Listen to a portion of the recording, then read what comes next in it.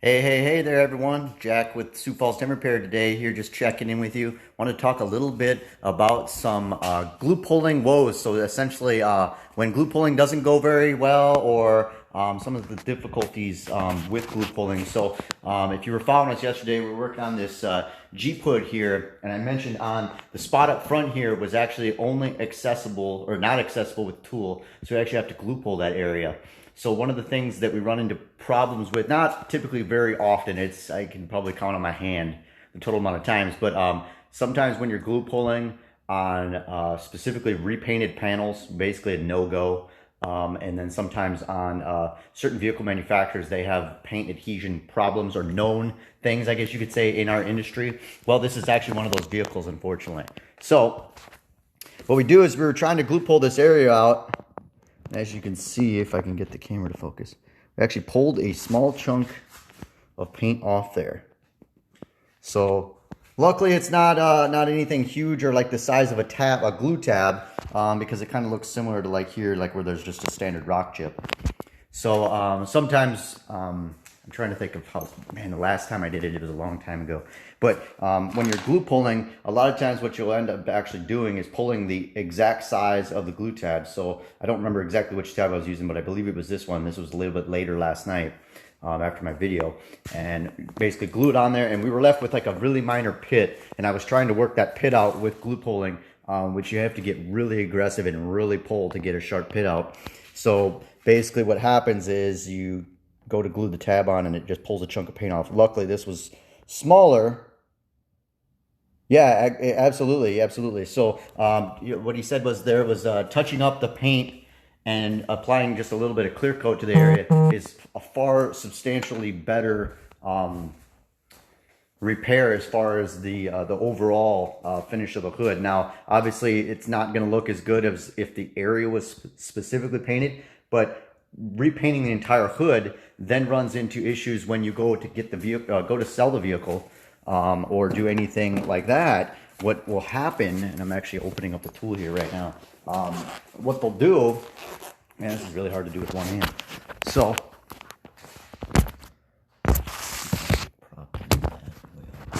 it's not going to prop up. But anyways, I've almost got it out here by now.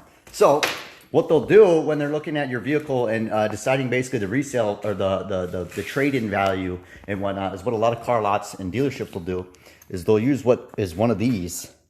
So as you can see, it says coating thickness. Okay, it's backwards now, but I'll flip it around here. But this is a coating thickness gauge. So what this does is it actually tells me the paint thickness on the panel. So that'll tell me if it's been repainted or if there's any type of work that's been done to it. So what you basically do here is you take the gauge. So again, it's coating thickness gauge. So it's zeroed out right now, and it has a way to check it actually. So what you do is you set it on there. Geez, this hood may have already been potentially repainted because that's really thick. So traditionally, so we're gonna go around and check all the panels. Oh, this thing must have been, there's no indication of any types of other things that we look for when seeing if the vehicle's been repainted. And so it leads me to believe, with looking at the paint job on here and then looking at it with the gauge, the vehicle was probably resprayed at the factory. And I can say that because, just because of the register of the paint thickness. So like I was showing, you know, it's your average vehicle is typically somewhere 4.5 to 6.5 mils, generally.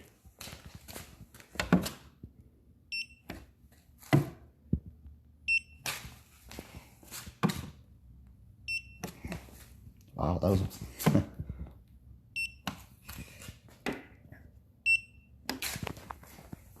So basically walking around just the right side of the vehicle as well as the left side over here now. Yeah, this vehicle's definitely been resprayed at the factory. And, you know, that might kind of, you know, turn some people off and whatnot. That's actually a really common thing. So back, what was it, 2.5 years ago, I actually got to work out at the BMW production plant out in Greer, South Carolina.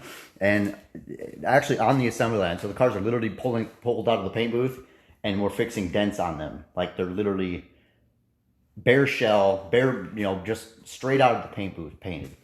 And we were fixing dents on them. And there were times where if a dent couldn't be fixed, or, you know, if it got scratched or something in the process, there's a lot of vehicles that go through and get completely resprayed. So and this is going to sound really strange, but let's say, for instance, that this area of the vehicle had a scratch on it or something, or something up in right here or whatnot.